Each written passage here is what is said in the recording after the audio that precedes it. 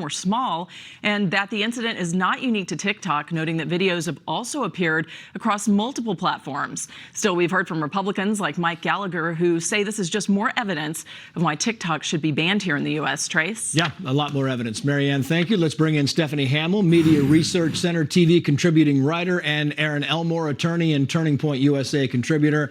Thank you both for coming on here. I mean, this topic here is getting a lot of play on social media and everywhere else. And if you're wondering why some young Americans on the TikTok say they sympathize with Bin Laden, just put this up and consider this. In that letter to America that Bin Laden wrote, it was viewed 4.5 million times. 1/3 of adults under 30 scroll TikTok for their news. That's a 255% increase. 52% of 18 to 24-year-olds side more with Israel. 48% of 18 to 24-year-olds side more with Hamas. And Erin, you look at this, and with the margin of error of 3%, that's a dead heat. Your thoughts? It's terrible, and let's face it, TikTok is a Chinese Communist Party spying tail. Not only are they stealing data from our phones, but they are trying to poison the minds of Americans, whether it's about Hamas or Osama Bin Laden or anti-Semitism or children with gender ideology. This is intentional. And we're not even talking about what they're doing to our phones and stealing our data, flooding our border with fentanyl through Mexico and stealing our intellectual property. Now, you hear people on both sides of the political aisle saying, wait a minute, this is censorship, free speech in America. Let me tell you this, Trace. Guess what they don't have in China?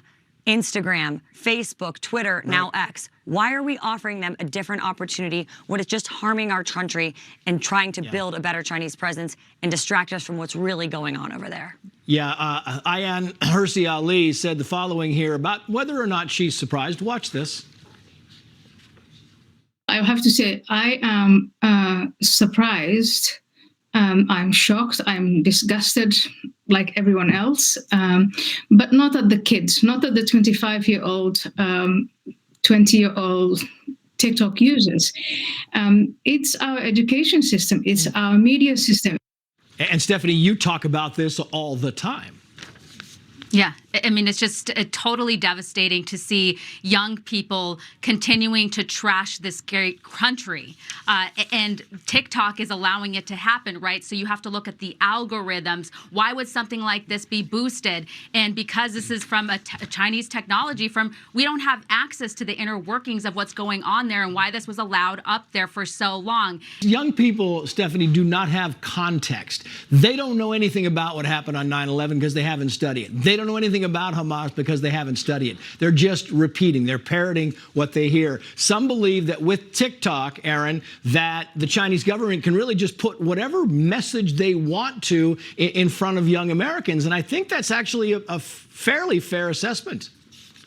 I agree with you completely. It's what they're seeing. It's what they're consuming. And I do think going back to the schools, our children are being fed propaganda from such a young age, whether it's DEI, where you are either the oppressed or the oppressor. And these young kids, as young as kindergarten, are learning this. And they think, wait a minute, Osama Bin Laden is oppressed. Wait a minute, the people of Hamas are oppressed. And Americans, because we have given ourselves a constitutional republic and opportunities, we are bad.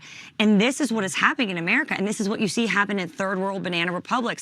Cuba, Venezuela, China. And here you have it happening at home in our own soil. And that's why the days of passive parenting are over. We've got to look at everything our kids are learning in school and pay very close attention. And I didn't mean to cut you off there, Stephanie. I want to give you the chance to kind of respond to the whole context thing we were talking about, because we send cameras out. Every time there's these rallies, we send cameras out. We interview some of these young people, and we ask them basic questions that they should know. If you're going to ask for the eradication of Jews in Israel, you should know some basic context, and they don't seem to know what they're speaking about when they say that. Your final thoughts on this?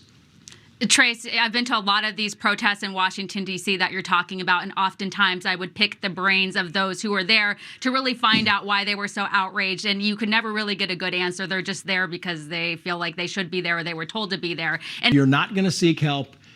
At least do your homework. Do your homework and read up on it. Erin, Stephanie, thank you. Coming up, what President Biden